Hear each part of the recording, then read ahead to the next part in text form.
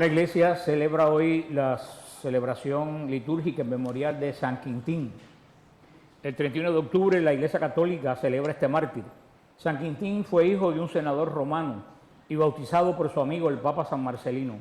Viajó como misionero a Francia para evangelizar, donde curaba a los enfermos y expulsaba a los demonios, lo que impresionaba a los paganos que luego decidieron convertirse. Los líderes paganos se quejaron entonces por el gobernador, quien lo mandó a llamar y le preguntó a Quintín por qué propagaba la fe en un crucificado.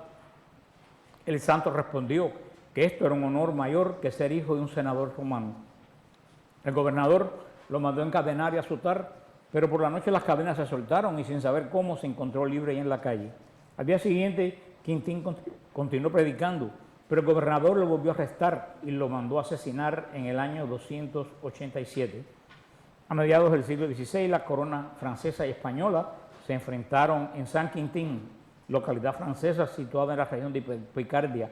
La victoria la obtuvieron los españoles, pero fue tanto el sufrimiento de ambos bandos durante la batalla que se le llamó, surgió la frase de se armó la de San Quintín, lo cual se usa actualmente para describir una gran trifulca o polémica. Yo creo que nunca nadie mejor que el día de hoy podemos decir que se formó la de San Quintín, ¿no? Abrimos la Santa Palabra de Dios en el libro de Esdras, pero antes hacemos la oración pidiéndole al Señor que nos guíe el Espíritu Santo. Espíritu Santo, ilumina nuestro entendimiento para que al leer o estudiar la Sagrada Escritura sintamos la presencia de Dios Padre que se manifiesta a través de tu palabra. Abre nuestro corazón para darnos cuenta del querer de Dios y la manera de hacerlo realidad en nuestras acciones de cada día. Instrúyenos en tus sendas para que teniendo en cuenta tu palabra seamos signo de tu presencia en el mundo. Amén. Así pues nos vamos al libro de Esdras. Estábamos al final del capítulo 3 para comenzar el cuarto capítulo de Esdras.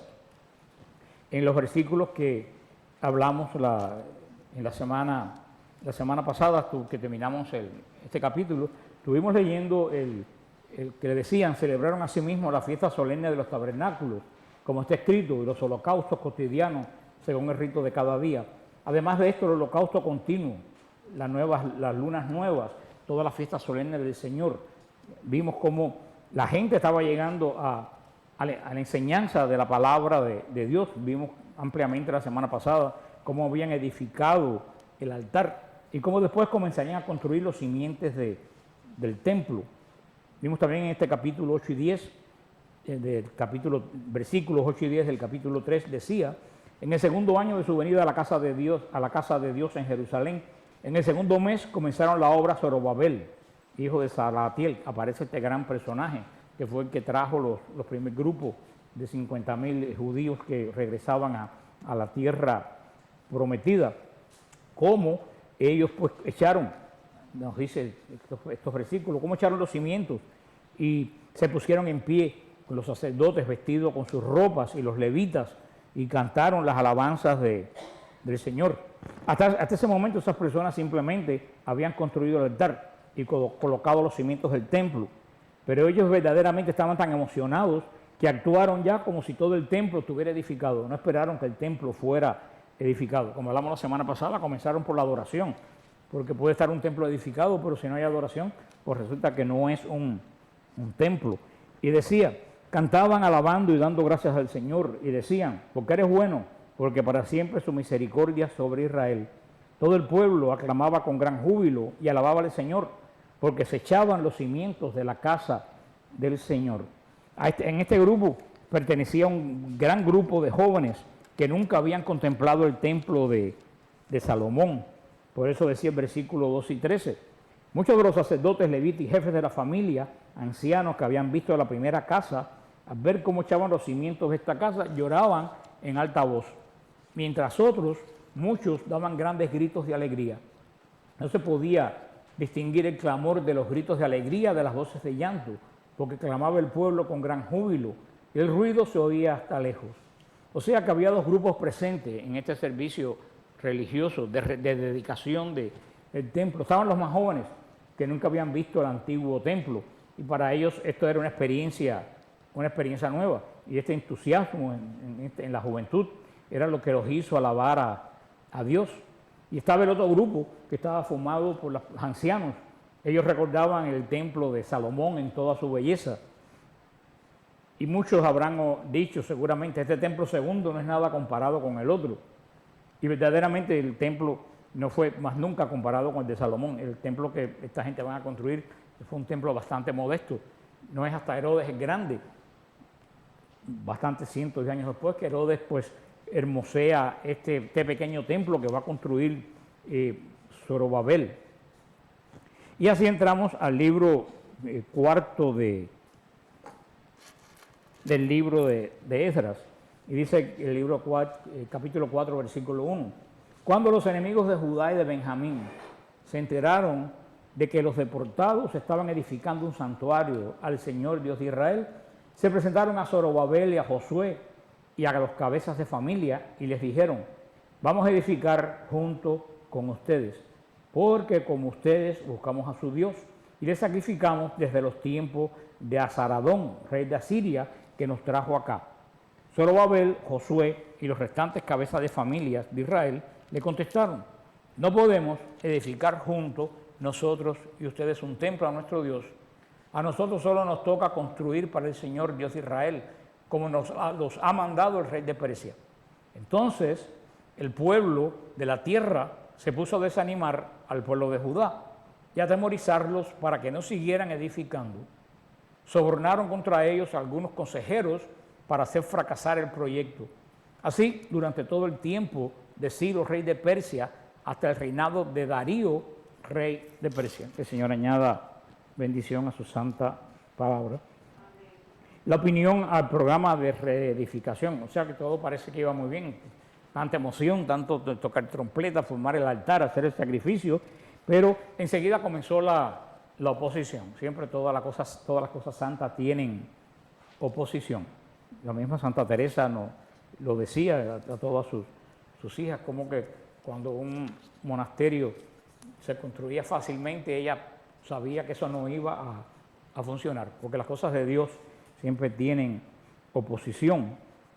Y en esta sección bastante detallada, no vamos a detenernos mucho aquí lo que sucede, sino que vamos a destacar algunos puntos de gran significación. Más adelante vamos a ver el hecho de que no solo 2 tribus regresaron, sino que las 12 tribus, algunas personas regresaron en realidad, aunque no formando tribu. Pero vemos que aquí había una gente que estaba diciendo que ellos ya habían regresado en los días de Saradón, rey de Asiria. O sea, recordemos que en el reino de Asiria se habían llevado a cautivo a las tribus del reino del norte. ¿Se recuerdan, no? Sí. Cuando hablamos del final del reino del norte, que fueron todos, casi 6 millones fueron llevados a Siria. Algunos de ellos aparentemente fueron regresando poco a poco a esta tierra. ¿Y qué sucedió con estos que fueron regresando poco a poco? Yo lo hablé la semana pasada. Se unieron y se casaron con personas que no eran judías, que estaban allí. ¿Y qué se formaron? Los samaritanos. Estos fueron los que se encontraron la gente de Israel allí. Esta fue la primera resistencia de que hubo a la construcción del templo, vino por parte de los samaritanos. Por eso el odio tan profundo que había entre samaritanos y judíos. Pudiéramos decir que la respuesta que ellos dieron no era políticamente correcta. Cuando le dijeron, ustedes no pueden construir con nosotros, pero verdaderamente eso es lo que Dios le había dado, y parece evidentemente que el Señor no es políticamente correcto. Vimos primero, ellos ya habían perdido la identidad judía. Primero, ¿de qué reino eran? Del norte. Adoraban Yahvé y una pila de dioses paganos también. Se habían apartado de la ciudad, de la tribu que tenía la promesa, y el reino del norte fue totalmente enemigo del sur. Todos sabemos la cantidad de malos reyes que tuvo el norte.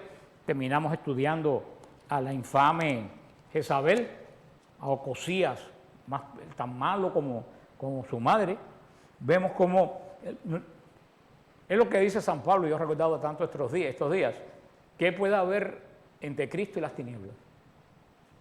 Yo le pregunto a ustedes, ¿qué puede haber entre Cristo y las tinieblas? Nada. ¿Qué tiene que ver Cristo con las tinieblas? Absolutamente nada. Luego entonces las tinieblas y Cristo no se pueden mezclar. Y esta gente lo tenía bien claro.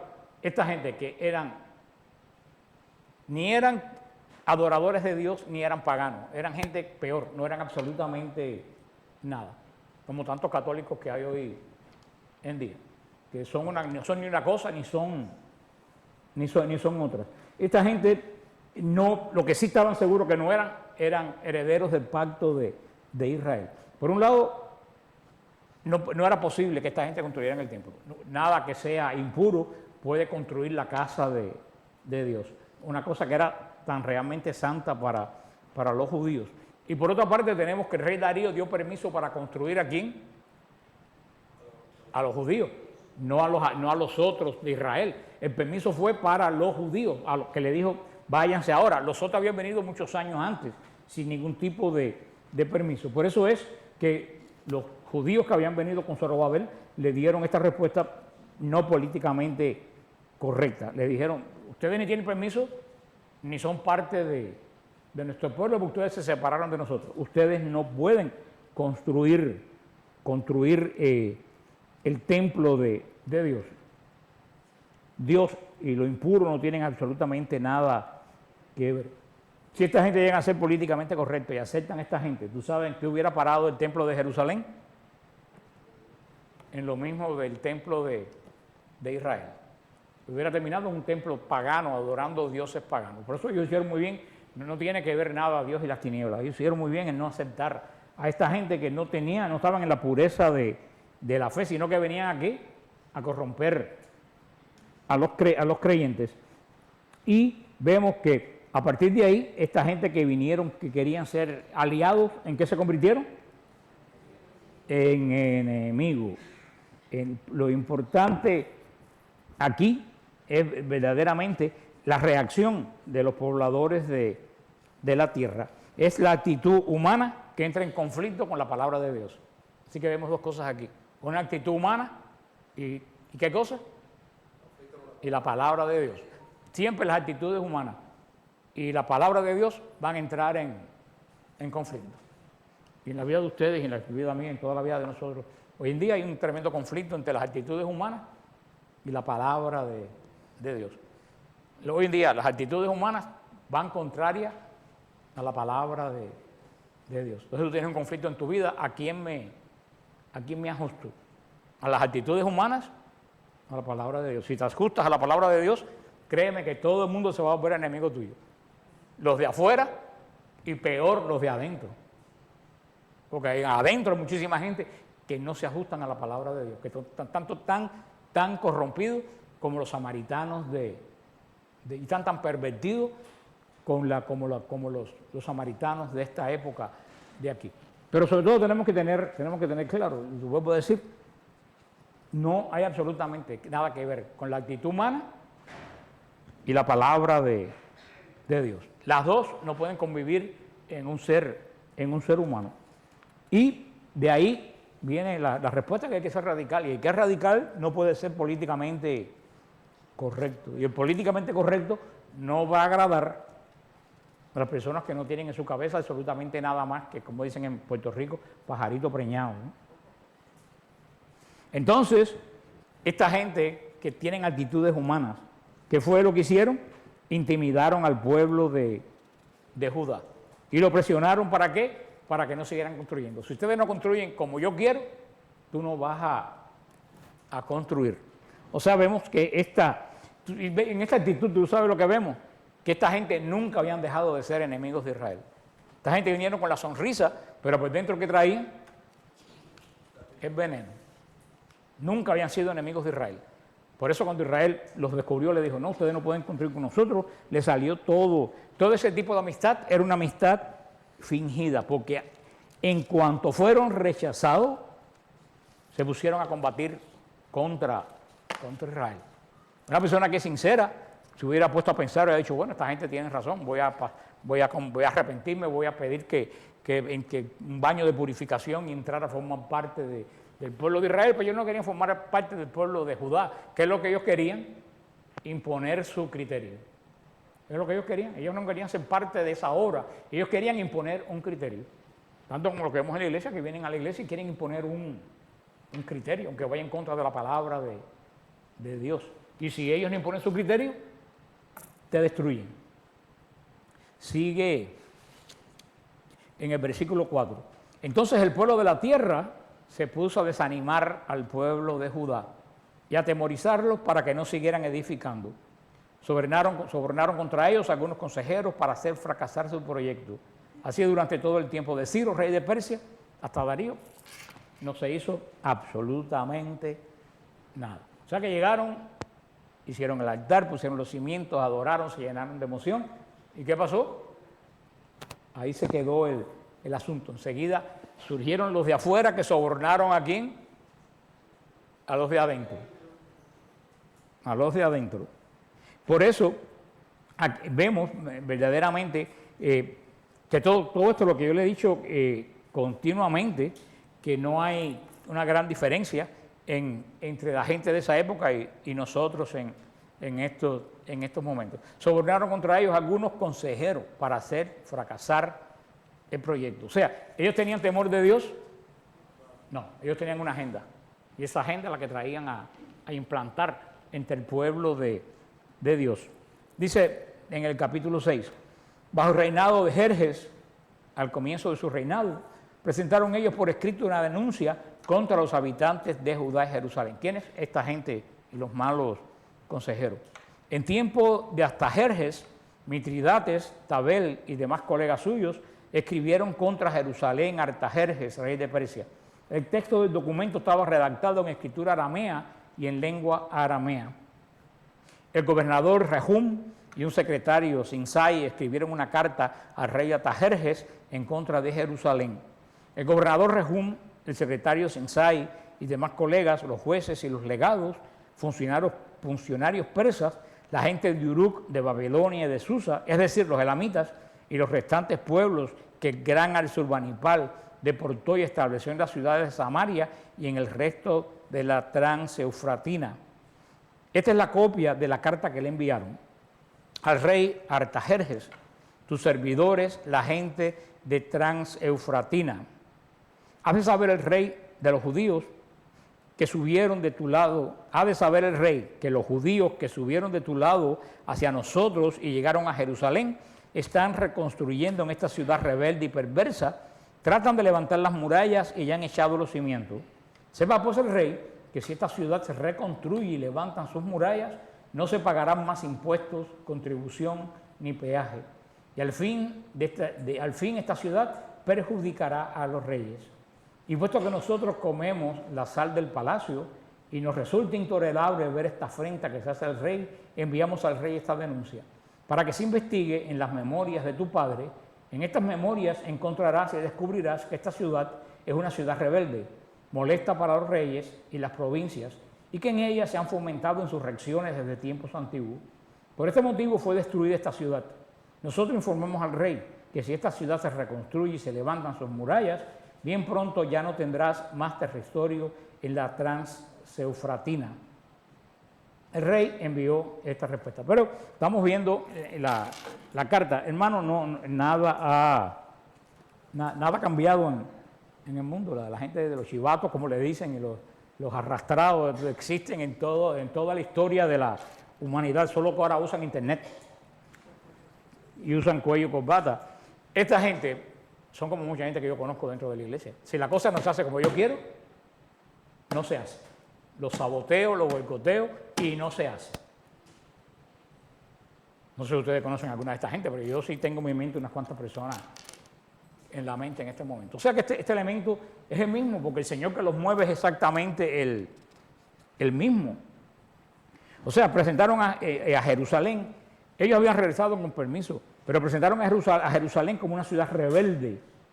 Y le dijeron a este nuevo rey que tendría problemas si esta ciudad rebelde volvía a ser reedificada. Entonces, es cuando se encuentra esta respuesta. Lo bueno de todo esto es que todos estos reyes, hasta Jerjes, todas estas personas de verdad existieron. Y es comprobable que la existencia de todo este pleito es un pleito real, no es algo inventado. Nuestra fe está basada, la revelación está basada en historia, no en fábulas, es totalmente comprobable. Y dice en el versículo 17, el rey envió esta respuesta al gobernador Rehum, al secretario Sensai y a los restantes colegas residentes en Samaria y demás lugares tras Eufrasina, Paz, etc. El documento que nos han enviado ha sido traducido y leído en mi presencia. Di orden de que se investigara y se ha encontrado que esta ciudad se ha venido rebelando contra los reyes desde antiguo y que ha fomentado revueltas y insurrecciones. Que hubo en Jerusalén reyes poderosos cuyos dominios se extendían sobre toda la Transeufrastina, a los que pagaban impuestos y contribuciones y peaje. Ordenen, pues, que se interrumpa la empresa de esos hombres. Esa ciudad no debe ser reconstruida hasta nueva orden. Guárdense de actuar con negligencia en el asunto, no sea que el mal aumente en prejuicio de los reyes. En cuanto a esta copia del documento del rey Artajerjes fue leída ante el gobernador Rehum, el secretario y sus colegas salieron a toda prisa hacia Jerusalén, donde los judíos, y por la fuerza de las armas, los obligaron a suspender las obras. Y nosotros nos asombramos hoy en día porque cuando tú quieres hacer un ministerio, quieres hacer la obra de Dios, enseguida vienen los chismosos con el párroco, con el obispo, vienen la gente que siembra cizaña. Hermano, esto siempre ha sido, como le dijo ahorita y lo repito, el que movió a esta gente es el mismo que mueve a esta gente hoy. Toda obra de Dios cuesta un trabajo inmenso levantarla. Que lo digan las madres del monasterio, qué trabajo cuesta levantar una obra de Dios. Y cuánto todos los fundadores de órdenes, cuánto trabajo han pasado, cuántos obstáculos le han puesto, y lo mejor del caso es que estos obstáculos no se lo han puesto de afuera, se lo han puesto de adentro. Así fue como esta carta del rey de Persia. ¿Y quiénes la mandaron? Los supuestos amigos de los israelitas, los que vinieron aquí, déjanos ayudarte a construir. Hermano, por eso hay que tener mucho cuidado con las amistades espirituales que uno se echa. No todo el que viene, que te dice que te quiere ayudar, te viene a ayudar. Por eso toda la gente que dirige un ministerio, tú sabes lo que tiene que tener, don de discernimiento. Y gracias, Señor, porque tú me has dado un olfato que yo los huelo a una milla. A una milla yo los huelo. Mucha gente que viene ay hermano, yo vengo a ayudar, y tú sabes lo que viene, a dividir y destruir. Lo que pasa es que ellos no saben que yo tengo más millas que ellos, ¿no? Luego entonces, todo lo que había hecho Darío, todo lo que habían trabajado, todo lo que pasó, se detuvo. O sea, los israelitas tuvieron que interrumpir todos los trabajos de reedificación del templo, hechos legalmente. Entonces, esto aquí nos va a conducir directamente hasta el capítulo 5, este libro va muy rápido, gracias a Dios. El capítulo 5 y 6 nos hablará de la reanudación de los trabajos de reedificación del templo. Vimos que la reedificación del templo había sido detenida por las oposiciones del enemigo. Ellos, por supuesto, ya lo vimos, escribieron la famosa carta, Artajerjes hizo la investigación. Este fue un periodo que para los israelitas fieles fue un periodo de gran desaliento.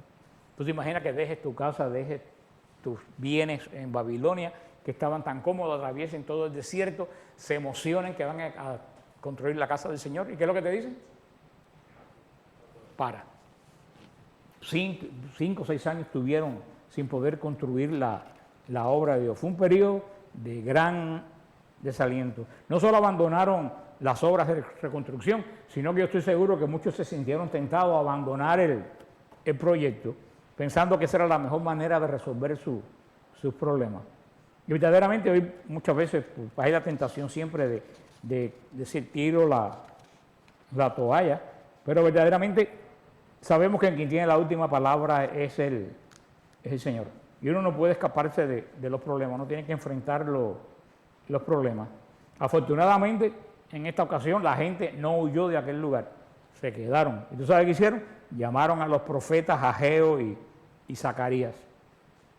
Dios puede usar las circunstancias adversas y los problemas por los que estamos pasando para que las personas puedan volver la mirada hacia Dios, puedan volver a mirar a Dios. Y así entramos en en el capítulo 5, donde dice, el profeta Ageo y el profeta Zacarías, hijo de Idó, empezaron a profetizar a los judíos de Judá y de Jerusalén en nombre del Dios de Israel que velaba sobre ellos. Aquí vemos cómo esta gente hicieron los sabios. En vez de decir, bueno, aquí no hay más nada que hacer, vamos a regresarnos para donde vivimos y si Dios quiere casa que se la haga Él. Vimos que no hicieron así. ¿A quién recurrieron? A los profetas, a los que tenían palabra de Dios, pero también tenían ¿qué cosa? Discernimiento de Dios. Tenían palabra, buscaron personas que tuvieran palabra y que tuvieran discernimiento.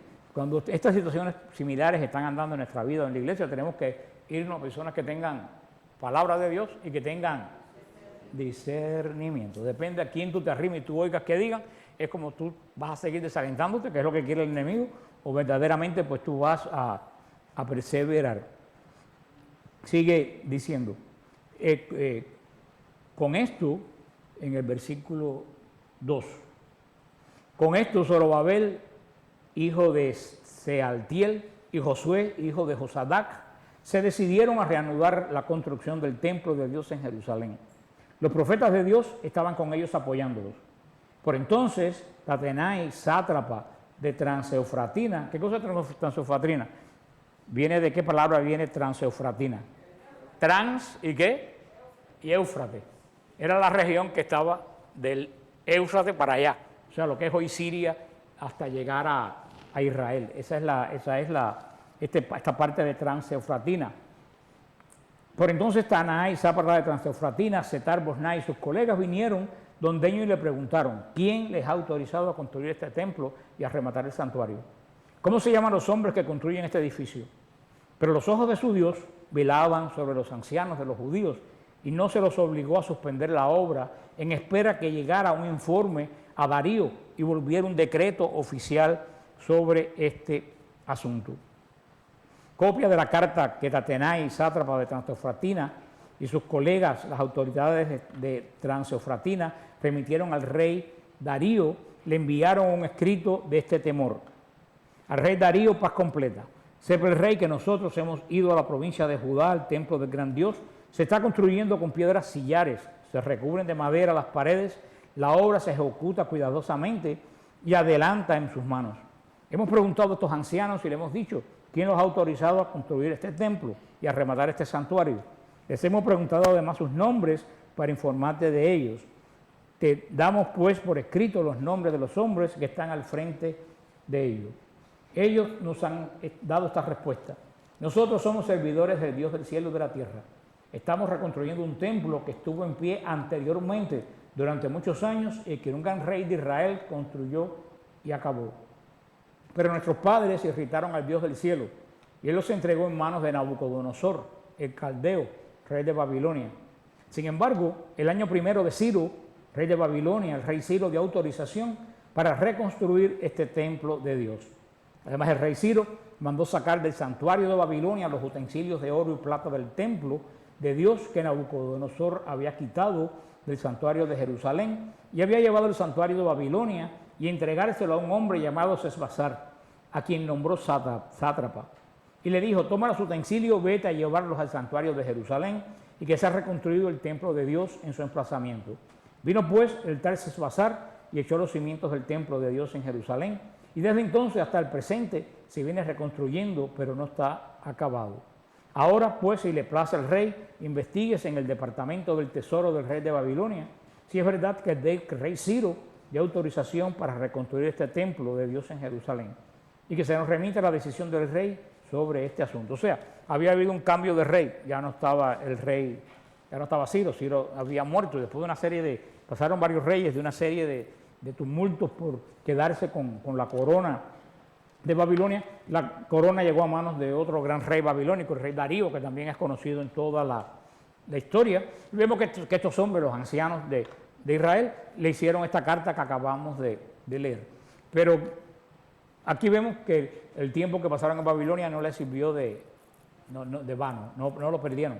Porque aquí ellos llegan a la simiente de todo el asunto, en el versículo 12, donde dice, nuestros padres irritaron a Dios del cielo y él los entregó a manos de Nabucodonosor. Oye, ellos entendieron que ellos estaban en esa situación, no porque tenían mala suerte, ni que porque el rey era muy poderoso, sino sencillamente ellos estaban en esa situación porque ellos habían abandonado a Dios. Lo cual eso confirma lo que dijimos anteriormente en el estudio, que este tiempo les sirvió a Israel en Babilonia, ¿para qué? Para estudiar y para reflexionar, que es lo que no hace la gente hoy. La gente no estudia, la gente hoy no reflexiona. O si reflexiona, deja que el internet reflexione por uno. Y eso es un error. Hemos perdido la maña de reflexionar. En vez de reflexionar, buscamos lo que dice alguien. ¿Y tú estás seguro si ese alguien de verdad tiene sabiduría en lo que está diciendo? Yo creo que muchas veces es mejor orar y reflexionar por uno mismo. Hoy en día estamos dejando que la máquina suplante la voluntad de Dios.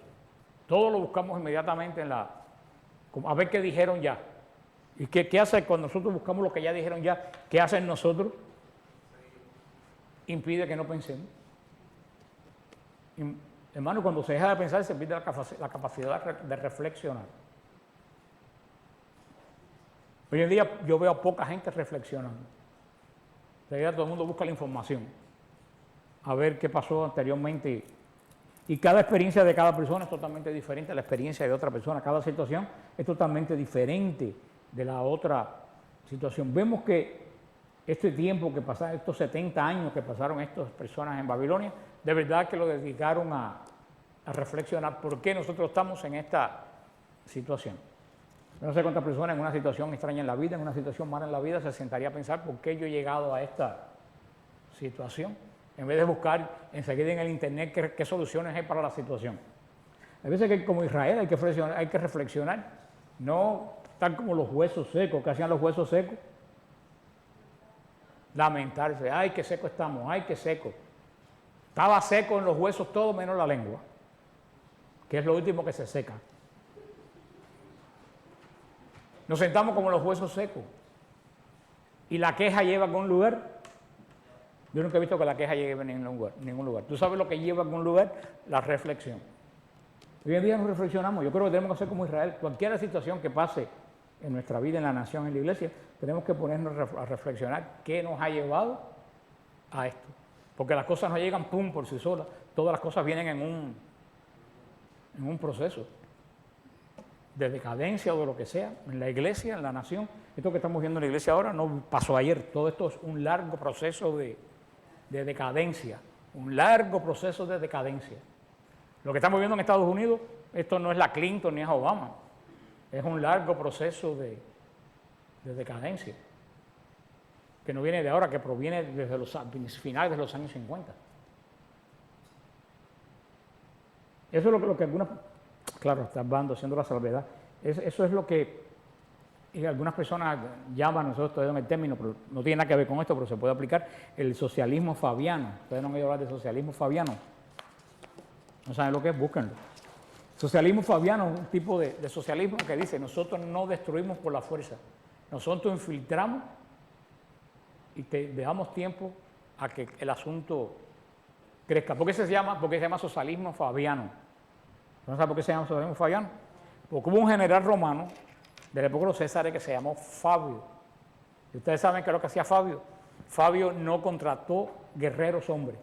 Fabio buscó niños.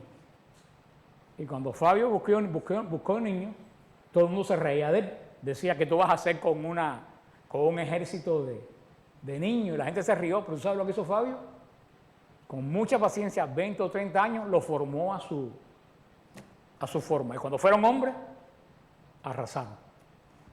Mientras todo el mundo se reía, él tenía el propósito de ¿qué? De formar a esa gente a su forma desde adentro. Y le llaman el socialismo fabiano a este tipo de infiltración, que no llegan a hacer una revolución, que infiltran y van años y años haciendo crecer el niño que ellos han plantado, hasta que crece y ya mismo se corta el cuello. Eso es lo que estamos viendo en la iglesia, es lo que estamos viendo en esta nación. Es un proceso que viene desde los años 60, desde los hippies, desde toda esa época. Y ahora como estamos recogiendo nosotros lo que se cosechó en los frutos de eso. Por eso muchas veces en vez de decir, pero ¿por qué tenemos que sentarnos a reflexionar qué nos ha llevado a esto? Para ver de qué forma fabianamente tenemos que empezar ahora nosotros a hacer lo mismo, pero ¿cómo? En sentido inverso, a reconstruir lo que se ha terminado y derrumbado. Por eso vemos que esta gente aprendieron la lección. Ojalá que nosotros pues aprendamos la lección en algún momento. Dice el capítulo 6. Entonces, por orden del rey Darío, se investigó en los archivos del tesoro conservado en Babilonia y se encontró en Ecbatana, la fortaleza situada en la provincia de los Medos, un rollo que decía lo siguiente, memorándum. Fíjate, había memorándum en esa época.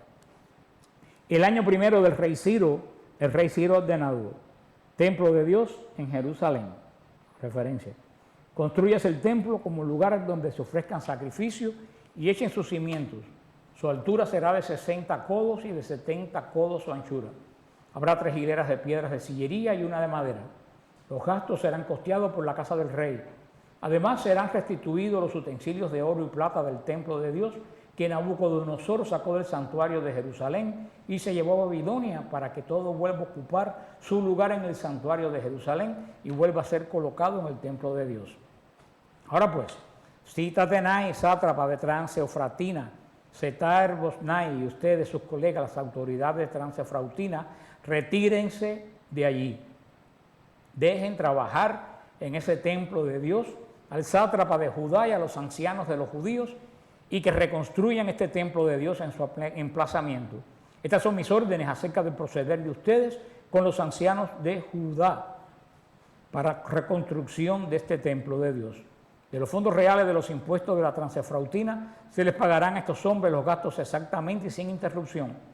Lo que necesiten para el holocausto del Dios del cielo, novillos, carneros y corderos, así como trigo, sal, vino y aceite, se les proporcionará sin falta de cada día, según las indicaciones de los sacerdotes de Jerusalén, para que ofrezcan al Dios de los cielos ofrendas agradables y rueguen por la vida del rey y de sus hijos. Ordeno también lo siguiente: a todo aquel que no cumpla este edicto, le será arrancada de su casa una viga, se le amarrará a ella y será azotado. Y en cuanto a su casa, será reducida por este delito a un montón de escombros.